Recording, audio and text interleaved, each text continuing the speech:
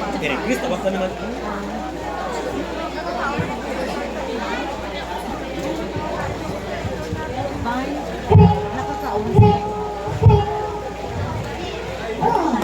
Kari naman si Kari. Unang araw pala ng pasok ngayon. Ang excited ako!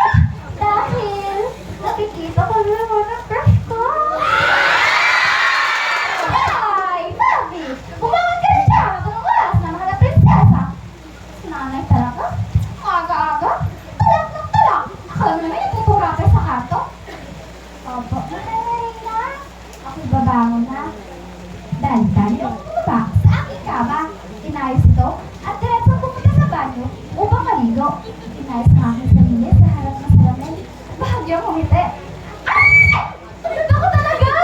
Ang sexy ko pa!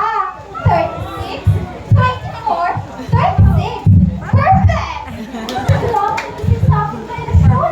Nang may malakas na boses ako ng tinig. Babang bata ka?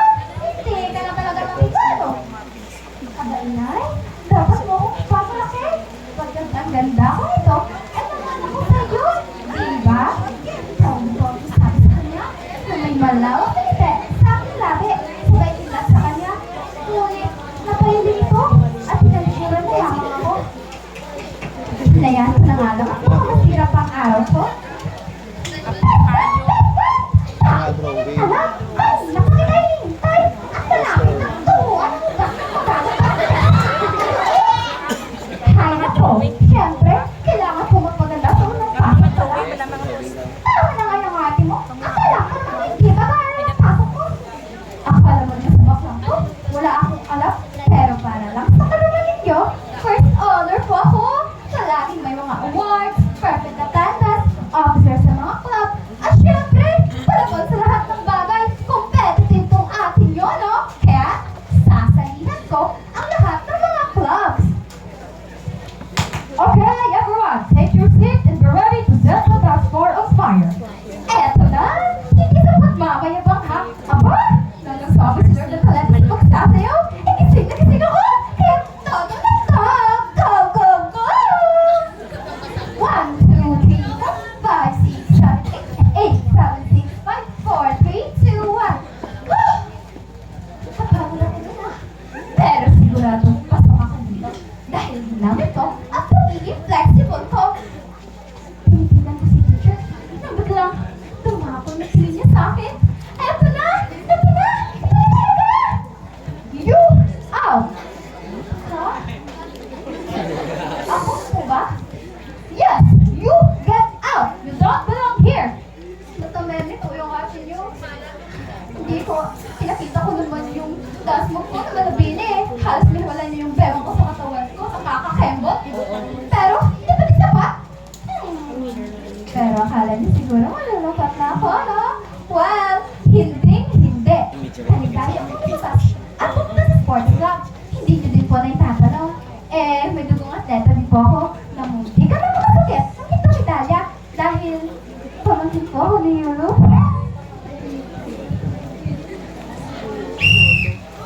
Okay, sa oras na ito, let's let valuable girls player. Eto na! Yes! Forte ko to! Yakang to! Tugas na ako kasama din ko. Serve ng kalaman. Eto na! Mine! Boom! Ayun na! Boom! Akin ulit! Boom! Eh, sige na! Isang malakas na spine! Boom! Woo! Yes! Panalo kami! Tuwa-tuwa ako dahil alam ko na kung may pinakamaraming puntos na naiabang sa grupo. Kaya, this is it! Thank you, Lord! Eto na talaga yun! Magaling kayo lahat. Pero maglalabang ang aking kutom. Wala. Sigurado ako naman yung pinakauna. Miss Yolanda, Miss Valdez, and Miss Wong. Eh, ha? Hindi ko mapigilan ng aking sarili. Mapataas na kami. Kita mo? Sir! Sir! Yes, sino ka? Pasok dito ka. Sir, ako po yung nag-fight ka malakas kanina. Hindi niyo po ba nakita? Hindi. Sumali ka na lang ulit next year. Bakit ganun? Halos mabay na yung balikat ko sa malakas na fight na yun. Kaya ako, hindi ka lang makita. akala niyo siguro manulungkot na talaga ako, no?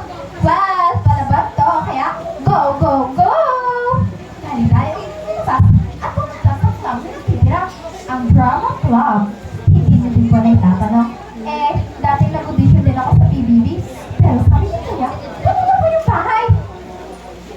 Wow, wow, wow. What if you can act well sa Drama Club? Dapat kayo ay marunong magkakita ng iba't ibang emosyon. Hindi mahiyain, hindi pabebe, dapat makapal ang mukha. Aba-aba, mukhang papalaban nata ako sa masungit na teacher na to. Pero sigurado, totoo ako dito. Sa kakapalat pa lang ng mukha, number 1 to. Ang hirap na kikitaan nyo ng iba't ibang emosyon tulong-tulong natatakot po ako. Naku, napaka-basic lang naman pala nito. Ang mauna ay si Miss Martel. Yes, ma'am! Handa na po ako! Ang unang emosyon na aking pinakita ay ang masaya. Masaya! Masaya! Tulong! Tulong! Natatakot ko! Ako! Ang sinabi naman ko ay ang hila. Tulong! Tulong! Natatakot po ako. At eto